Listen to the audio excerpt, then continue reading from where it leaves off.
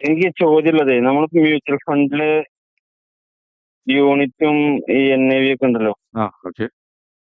ഇപ്പൊ NAV നോക്കിയിട്ടാണോ നമ്മൾ fund ആവേണ്ടത്? ഇപ്പൊ HDFC NAV കൂടുതലാണ്. ഉം. NAV കുറവുള്ള മ്യൂച്വൽ ഫണ്ട് വേറെ ഉണ്ടാവുമല്ലോ. അല്ല, NAV-യുടെ വാല്യൂ തമ്മിൽ യാതൊരു ബന്ധവുമില്ല. അത് എത്ര കാലം പഴക്കമുണ്ടെന്നുള്ളത് നമ്മൾ നോക്കേണ്ട കാര്യമുള്ളൂ. നമുക്ക് വേണ്ട ടൈപ്പ് ഓഫ് ഫണ്ട് ഏതാണ്. ഇപ്പൊ ഉദാഹരണം പറഞ്ഞാല് നിങ്ങൾക്കിപ്പോ സുരേഷ് ചോദിച്ചോട്ടെ ലാർജ് ക്യാപ്പ് കമ്പനികൾ മതി. നിങ്ങൾ ലാർജ് ക്യാപ്പിന്റെ ഫണ്ട് എടുക്കണം. എന്നിട്ട് ഈ ലാർജ് ക്യാപ്പിൽ നമുക്കിപ്പോ ഒരു 10-30 ഫണ്ട് ഹൗസസിന് ലാർജ് ക്യാപ്പിൽ ഫണ്ട് ഉണ്ടാവും. അതില് ഏറ്റവും നല്ല പെർഫോമൻസ് ഉള്ള അത് വേണമെന്നുണ്ടെങ്കിൽ ഒരു 5 കൊല്ലത്തെ ട്രാക്ക് റെക്കോർഡ് നോക്കണം. എന്നിട്ട് അതിൽ ഓരോ ഫണ്ട് മാനേജറുടെയും അങ്ങനെയാണ് എടുക്കേണ്ടത്. അല്ലാതെ യാതൊരു വിധത്തിലും NAV-യുടെ വാല്യൂ ഒന്നും തമ്മിൽ യാതൊരു ബന്ധമില്ല ഇതായിട്ട്. ഇല്ല, ഓക്കെ, എനിക്ക് മനസ്സിലായി.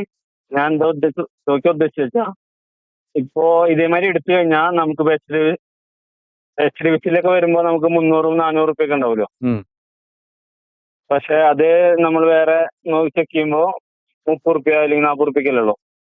അല്ല, അത് ആ ഫണ്ട് ഇപ്പൊ നമ്മൾ മാസം 3000 രൂപ ചെയ്യുമ്പോ നമുക്ക് യൂണിറ്റ് കുറയല്ലേ ചെയ്യും. അതാ ചോദിക്കുന്നത്.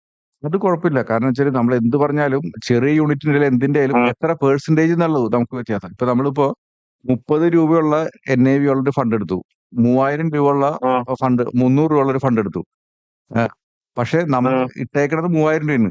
ഓരോടത്ത് 10 കിട്ടും, ഓരോടത്ത് 300 കിട്ടും. അല്ല, 300 കിട്ടും. 100. ഹലോ. ഓക്കെ. പക്ഷെ എത്ര ശതമാനം കൂടി എന്നുള്ളതാണ് അതിന്റെ അർത്ഥം ഇരിക്കണത്.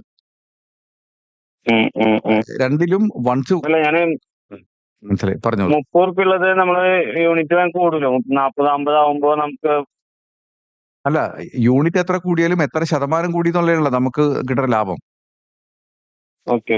ഇപ്പൊ ഉദാഹരണം പറഞ്ഞാൽ അതിന്റെ അകത്തുള്ളത് ഒന്ന് തന്നെയായിരിക്കും. ഇപ്പൊ ഉദാഹരണം പറഞ്ഞാല് 300 രൂപയുള്ള NAV ഉള്ള ഫണ്ടിലും 30 രൂപ ഫണ്ട് ഉള്ളതിലും വാങ്ങി വെച്ചേക്കണത് HDFC-യും അല്ലെങ്കിൽ റിലയൻസ് ഒക്കെ ആയിരിക്കും.